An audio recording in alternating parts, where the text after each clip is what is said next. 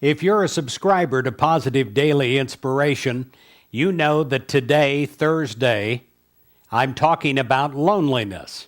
If you're watching this later on, going directly to this broadcast, email us. We'll send you a copy of what that is.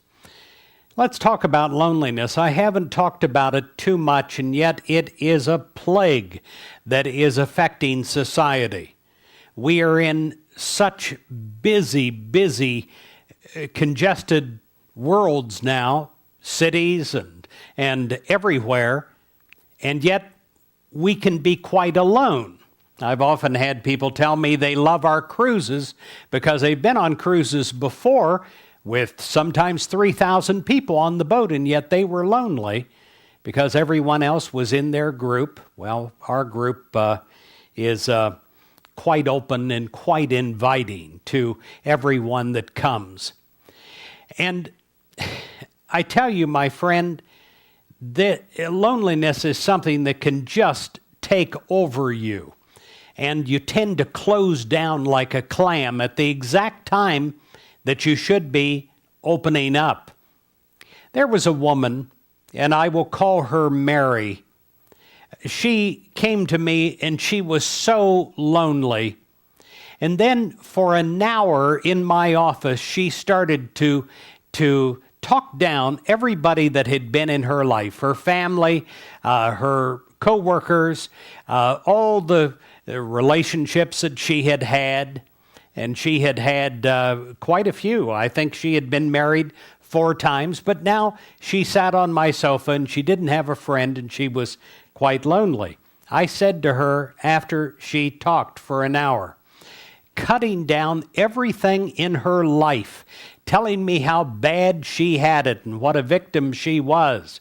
I told her to go out and to spend the next year, a full year, and I gave the date and the time, and I said that this is absolutely what God wants you to do, to spend a full year getting more involved with other people than you are in yourself. And she sat back on that sofa and she started to spout off, how dare you? Don't you care? What kind of a minister are you? And that sort of thing. Finally, I talked her into it, although it didn't happen that day. It happened over the next few weeks, and she said, okay, I'll try it. It won't work, but I'll try it. She got involved with volunteering. She got involved with a commitment not to talk about her problems, but always talk about the other person that she was with, to get involved with them, to get involved with their problems and the weight and the pressures that they were carrying in life. She not only transformed her own life, but she transformed everyone around her. It took a while before she started to change. I would say, looking back, it was at least 3, maybe 4 months before there were cracks in that shell. But how mighty the cracks were. Pretty soon it was like the Grand Canyon. I tell you, that woman transformed herself, and in time, everyone that she met. She became one of the happiest people that I have ever known. And that is a true story. I tell you, you can transform your life. You do not have to be lonely. First of all, you're needed. Everyone that you meet needs you. Now, they may not seem like they do, because people all carry around protective shells in today's society. And it takes a while to crack through those shells. But be willing to do what you need to do to make a difference in their life. Now, let's talk about someone that I'll call Sam. He was having trouble in business, and pretty much the same thing. He was talking about how he had no business friends. I told him to get in various business clubs, to get involved with helping. He said, I don't have time. I'm trying to keep my business alive. I said, do it anyway. network. And really, don't do it as a scheme or trying to get something from someone else. Always be looking every day for what you can do for another. Well, not only did he transform his life, but his business today, and this is 2010, is like 100 times the size and success of what it was back in that date. One of the hardest counselings that I ever had, and I've had a couple of these, is a couple that has lost a child. I can't even imagine, I don't know how I would deal with it, or how I could. But this couple had gone past even that. They were talking about divorce. That often happens when a couple loses a child.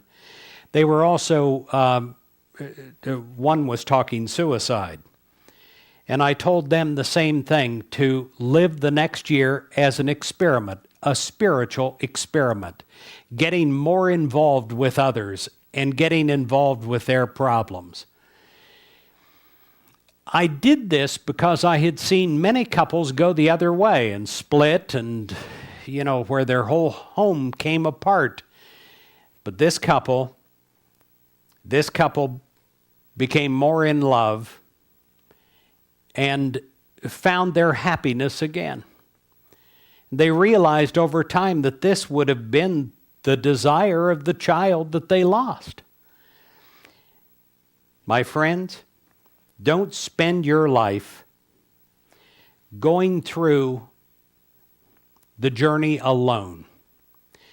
Find friends. Everybody needs more friends. I do. Everyone needs more love. And it is a joy. We think we can do it alone. We're raised to become independent. But that is not the end of the journey.